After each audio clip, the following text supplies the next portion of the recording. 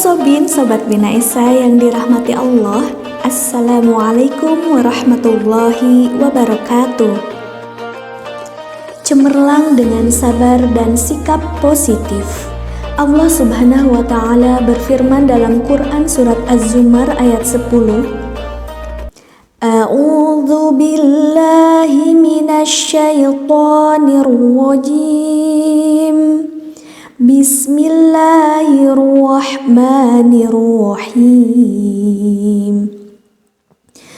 Qul ya ibadilladzina amanu ittaqu rabbakum lilladzina ahsanu fi hadhid dunya hasanah wa ardullahi wasi'ah innama yuwaffas sabiruna ajrahum bighairi hisab.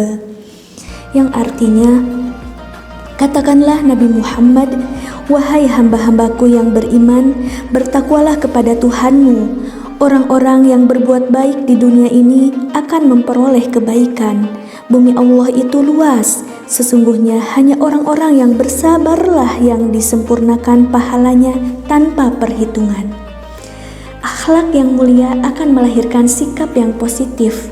Di antara sikap yang harus kita miliki dalam kehidupan saat ini ialah sabar dan tabah.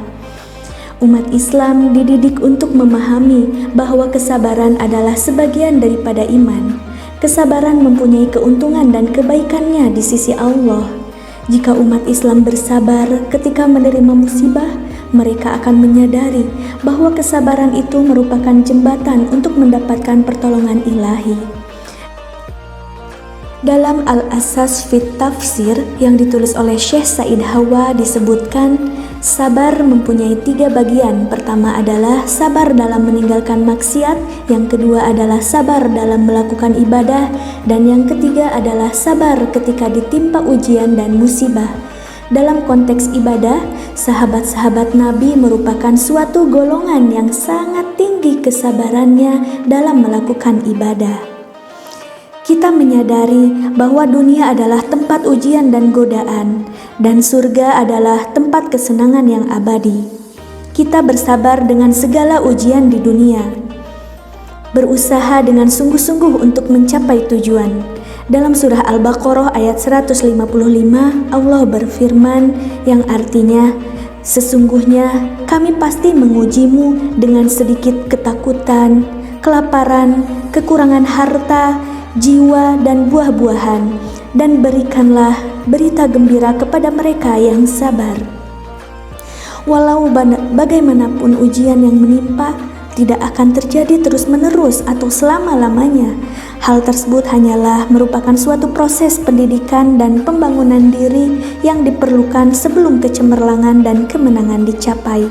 Inilah yang dijanjikan Allah dalam surah Al-Insyirah ayat 5 sampai dengan 6, yang artinya, sesungguhnya sesudah kesulitan itu ada kesenangan. Sesungguhnya sesudah kesulitan itu ada kesenangan. Hal ini diperkuat lagi melalui sabda Nabi yang diriwayatkan oleh Imam Tirmizi.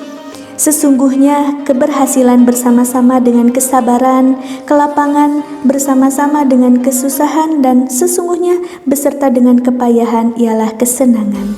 Selain dari itu, ujian juga menggugurkan dosa.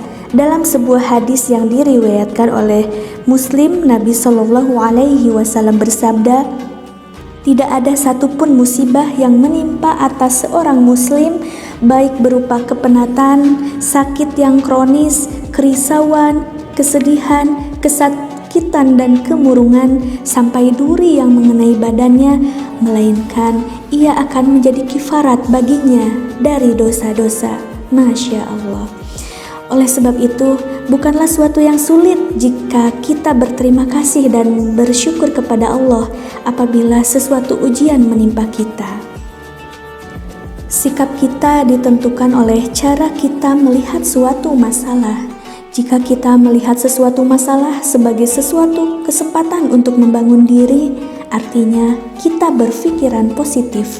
Sebaliknya, jika kita melihat masalah sebagai sesuatu yang akan memusnahkan kita, artinya kita berpikiran negatif. Ketika menghadapi suatu masalah, senyumlah dan katakan, Alhamdulillah, segala puji bagi Allah, kita diberikan kesempatan untuk menjadi lebih baik. Kemudian, lakukan analisis terhadap masalah itu satu persatu, dan kita serahkan kepada Allah. Semoga kita senantiasa bersabar dan bersikap positif, insya Allah. Tetap semangat, terima kasih, semoga bermanfaat. Wassalamualaikum warahmatullahi wabarakatuh.